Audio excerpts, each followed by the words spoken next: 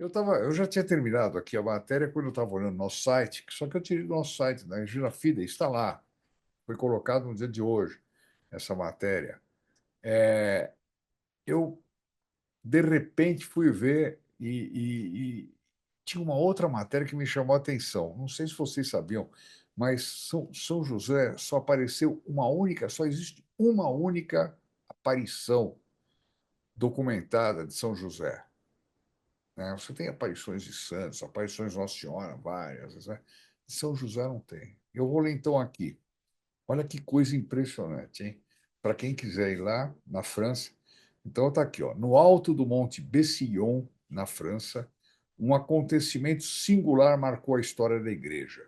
No dia 7 de junho de 1660, século XVII, São José, o silencioso e fiel guardião da Sagrada Família, eu achei lindo essa expressão, o silencioso e fiel guardião da Sagrada Família, apareceu a um jovem pastor chamado Gaspar Ricard, um pastor de ovelhas, né? Não é um pastor protestante. Bom, entre o calor escaldante e a sede insuportável, o santo fez um pedido inesperado, que o rapaz movesse uma rocha imensa para encontrar água. E o impossível tornou-se realidade. Diferente de outras manifestações celestes, essa aparição, parece que essa pedra era uma coisa, precisava de 8 homens, não sei se vai dizer aqui a matéria, para poder mover a pedra. Né?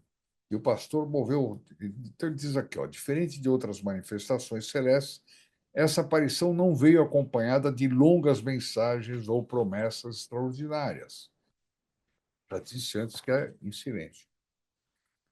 Apenas veio com uma instrução clara e precisa. Ele disse: Eu sou José, mova a rocha e beberás. Coisa maravilhosa. A gente imagina São José na majestade. Imagina que homem ele era, do ponto de vista humano. Ele devia ser um homem lindíssimo, um homem bonito, alto, grande, né? Muito parecido com o nosso Senhor Jesus Cristo, evidentemente, né? Digno de ser o patrono da Santa Igreja. Deve ser uma coisa. Eu nunca vi imagem de São José assim que eu olhasse e falasse, puxa vida, isso aqui está muito parecido com o São José que eu imagino. Como eu gostaria de conhecer algumas assim. E você já viu imagens assim? Me conta aqui nos comentários. Me conta os comentários. Só lembrando, hein, se você não deu like ainda, dá seu like. Vocês não sabem como isso é importante para efeito de o nosso canal aparecer muito no YouTube, tá? E você que ainda não gritou Viva São José, coloca no comentário, porque isso também tem seu papel. Deu seu like, pedindo uma bênção, e digam Viva São José. Afinal de contas, vão pôr na internet muitos vivas a São José. Né? Então vamos lá. Ele apareceu e disse: Eu sou José, mova a rocha e beberás. O jovem pastor, mesmo tomado pela dúvida, obedeceu. E a recompensa foi imediata. Sobre a pedra imensa jorrou uma fonte de água pura. Este episódio parece quase um reflexo da própria vida de São José, assim como ele, que sempre agiu em silêncio e humildade na história da salvação, sua aparição não veio com grande espetáculo, mas com a simplicidade de um gesto que transformou uma realidade. Pegou um lugar seco, uma rocha que ninguém movia, né? E transformou numa realidade, abriu uma fonte para o pastor. O mais impressionante, a rocha, que, segundo testemunhas da época, exigiria a força de 8 homens, está aqui, eu tinha lido isso aqui, mas não me lembrava, para ser deslocada, foi movida sem esforço algum.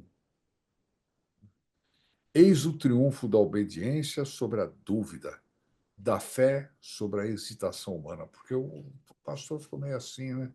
Vai, não vai, puxa, mas essa pedra, imagina o que tivesse uma paredão daquele, né? Mas ele obedeceu, então ele confiou, né? Ele não hesitou, ou triunfou, a fé dele triunfou a hesitação. Quantas vezes não hesitamos em atender um chamado interior porque nos parece difícil demais. Ai, ai, ai. É ou não é? Às vezes a gente tem um chamado, Deus pede para a gente fazer uma coisa, uma penitência na quaresma, ou um ato de caridade, ou um ato de apostolado, etc. E a gente fala, puxa, mas isso é complicado. O que Deus está me pedindo vai me obrigar a levantar mais cedo tal dia, vai me obrigar a fazer uma viagem tal outra, vai me obrigar a dar uma colaboração para alguma obra, para algum apostolado. Puxa vida, eu não estou afim. Aí começa a hesitar. Resultado: quantas graças deixamos de receber porque não ousamos mover a rocha que nos separa das bênçãos do céu. Em rochas na nossa vida. A nossa vida é cheia de rochas. Eu me lembro que uma vez, há muitos anos, eu fui para a Bahia de ônibus. E existe, os baianos saberão, né? Me inscrevam aí. Eu acho que era BR-116. Acho que era isso. Tem uma fase enorme de rochas, rocha, rocha, rocha, rocha. A gente chega até a ficar meio zonzo de tanto que o ônibus andava naquela mesma direção e só tinha rocha. Hoje em dia já deve ter muita casa, muito condomínio, etc. Mas naquela época era um campo seco com rocha, rocha, rocha, rocha, rocha. A gente vê algumas almas por aí que estão tão cheias de rochas que elas não conseguem tirar essas rochas. Elas deveriam, pelo menos, dizer: eu não consigo, eu sou fraco, eu não sei sair dessa minha situação, mas eu peço a São José que me ajude a tirar essas rochas da minha vida. Eu peço a São José que tenha pena de mim, eu não sou capaz de fazer isso, mas eu sei que com um empurrãozinho dele, várias rochas dessas vão desaparecer. Então, nós podemos ser covardes, mas não podemos ser preguiçosos para pedir graças para combater a covardia. Fundamental, minha gente.